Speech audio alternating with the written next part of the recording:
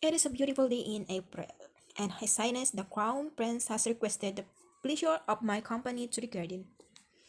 He takes me by the hand to where his servants are already waiting. This should get my mind off my mother's dilemmas. Peter, I want to show you something. I've been working hard on it, but it's finally ready. It's a surprise. Attention! The premium ghost steps again. It's at least better than the last time. Peter, just like the premium military, right? What do you think? Oh, Peter, it's perfect. You're amazing. Elizabeth, what is the meaning of this? It's the queen and her lover, Rock. Rock, rock, rock. Elizabeth, I was out because the Cabanyan Spring is best experienced with a leisurely stroll. I did not expect my day to be ruined by such an atrocity. I've never seen her this angry. Peter, the day that you cross the Promian border, you become Cabanyan. Peter, and Elizabeth, take classes on Cabanyan politics. Learn more about your own country. Peter without words. It does look trisonous. But I know Peter doesn't have it in him. He just misses home. Peter, Sophia, tell Aunt, please. Leave it to Peter to throw his problems over to me. Elizabeth, tell me what, Sophia's. Were you in on this too? Oh my god. I cannot stand against the queen, but defending Peter now will certainly increase his affection. Our wedding is coming up. I must swallow my pride and consolidate my status. I will stand up for Peter by telling the queen that she is overthinking. Your Majesty, imitating is proof that His Highness always thinks of Kaiban. Imitating the Promian military is hardly that. It's unconventional, but it's promising. The Promian military has more victories than any other military force.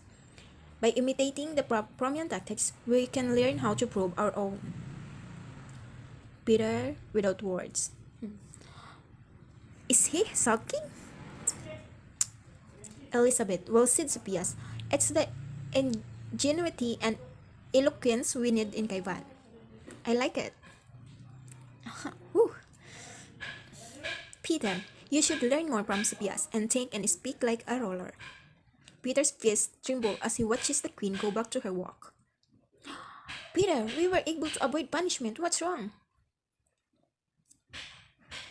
Peter, Sophias, I know you were only trying to defend me, but you made me look bad and stupid. But Peter, that was the only way.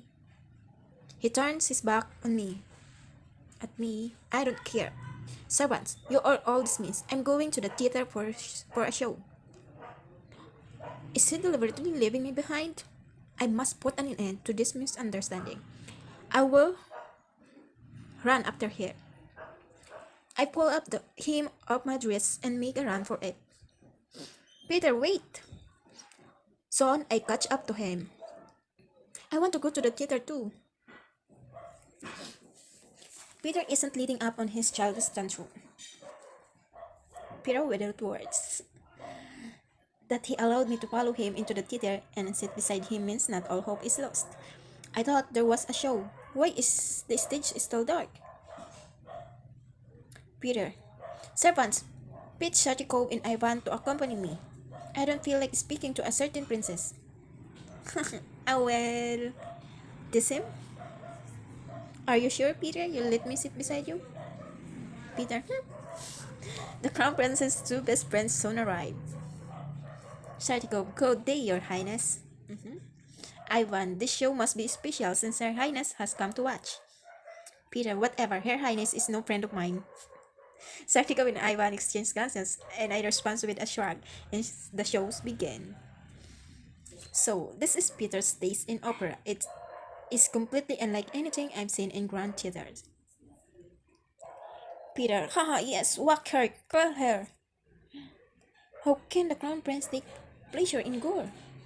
With every spurt of fake blood and every stab on prosthetic flesh, his joy intensifies. Intensifies, sorry. Blood, more blood.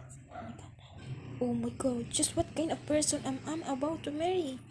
I knew he was somewhat disturbed, infantile perhaps, but not to this extent. And this morbid sin. I will scream or tell Peter to stop the show. Tell Peter to stop the show. Okay, wait. Peter, this is far too grotesque. Stop this. Stop this at once. But he is too immersed to even hear you. Grinning ear to ear at the dark, blooded stage. Sardico, Your Highness, are you alright? I I don't know how much more I can take. My eyes sparkle as I meet Sartikov's sympathetic gaze.